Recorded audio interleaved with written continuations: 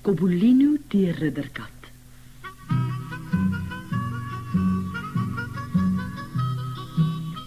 Eendag sit Cobbolino treurig langs die pad. Skielik hoor hy 'n perd aankom. Klip, klop, klip, klop. 'n Pragtige strydros draf in die pad af. Maar die ridder op die perd se rug lyk bleek en treurig. Toe die perd Cobbolino sien, styer hy oorent van die skrik. Die ridder val byna van sy rug af. "Dag, Kitsie," sê die ridder. "En wat maak jy op die koning se hoof weg? Jy's 'n baie mooi katjie. Kom, spring op my perd, dan vat ek jou saam." Terwyl hulle verder ry, vertel die ridder waarom hy so bedroef is. Hy is verlief op 'n beeldskone dame, Maria, sê hy. Maar haar pa het haar in 'n hoë toring toegesluit, tot sy kan besluit met wie sy wil trou. Sy het 2 minnaars, die ridder self en die swart baron wat daar naby in 'n kasteel woon.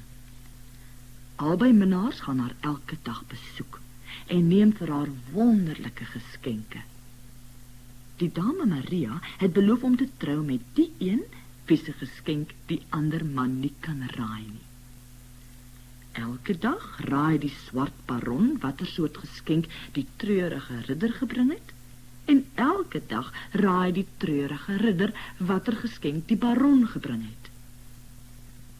Die toring self staan in die middel van 'n woud, en dit word deur 'n reuse draak bewaak. Die draak is oud, lui en baie vaak. Maar Cobbolino het nog nooit 'n draak gesien nie, en sy hele lyfie bewe van vrees toe hy die monster aan die voet van die toring sien lê. Met die katjie op sy arm klop die ridder moedig aan die toringdeur. Die lui draak maak sy een oog oop en staar hulle aan, maar hy beweeg nie. Rosabel, die dame Maria se diensmeisie, hardloop by die trappe af en maak die deur oop. "Is die dame Maria alleen?" vra die ridder. "Ja, my heer, sy is. Die baron is 'n halfuur gelede weg, en hy het vir haar die pragtigste stel ivoorballe gebring wat hy nog ooit aanskou het." Cobbolino verstaan nou hoe die 2 minnaars dit so maklik vind om mekaar se geskenke te raai. Die ridder en Cobbolino stap agter Rosabel by die trappe op. Bo in die toring sit die dame Maria by haar spinwiel en kyk oor die woud uit. "Oh, wat 'n pragtige katjie," roep sy uit. "Kom sit tog op my skoot." Cobbolino spring op haar skoot en sit daar en spin. "Bly by my katjie," fluister die dame Maria. "Het is so eensaam hier in die toring. My enigste geselskap is my diensmeisie en die lawwe ridder en die onnoosele baron en die lui draak. Jy's die mooiste geskenk wat ek nog ooit ontvang het." Cobbolino spin van vreugde toe hy die woorde hoor. Die volgende oggend leun die dame Maria by haar venster uit en sê, "Ek kan die baron sien kom. Laat hom in, Rosabel, maar moenie sê watter geskenk die ridder my gister gebring het nie."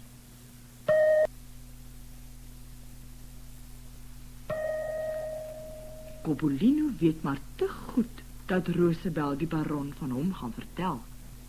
Hy glip agter haar aan by die kamer uit en sis in haar oor.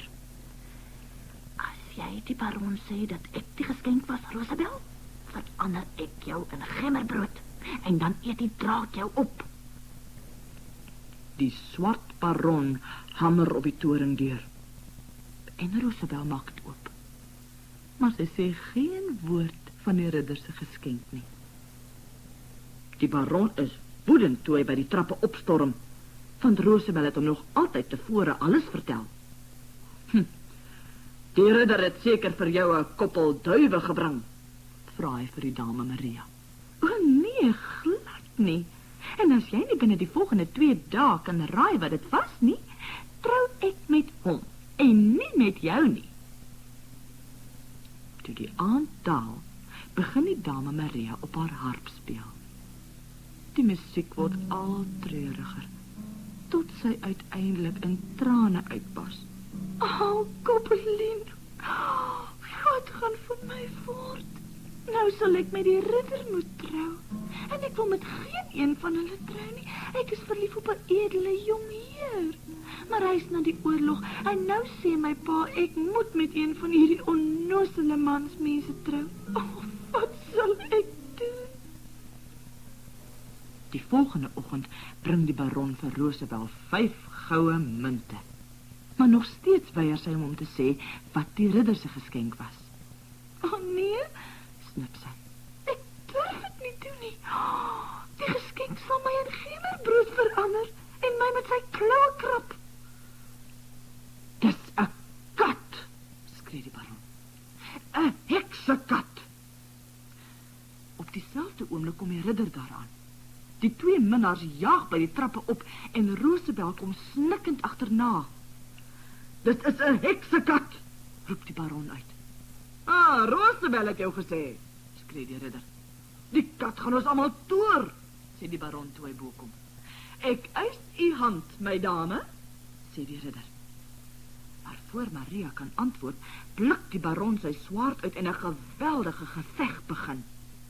Net toe weer klink die geskitter van 'n beul deur die woud. 'n ruiter galop na die toring. Dis my jong heer, gil die dame Maria en storm by die trappe af.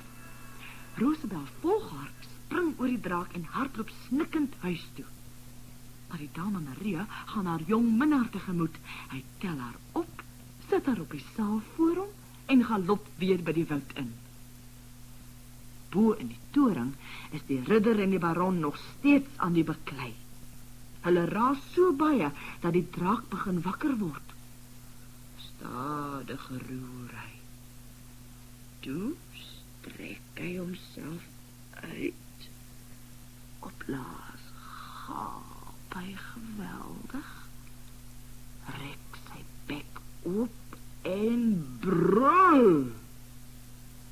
Koppelien het skaars tyd om by 'n venster uit te spring voor die hele toring in mekaar stort. In die ruïnes is die baron en die ridder nog steeds aan die veg. Koppelien het net betyds weggekom en hy hardloop so vinnig soos sy pootjies om kan dra deur die woud. Ek was 'n kombuiskat en 'n skoukat en 'n skeepskat en nou 'n ridderkat.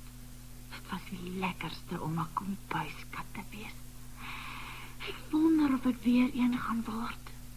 En hy draf deur die bos weg om 'n nuwe huis te gaan soek.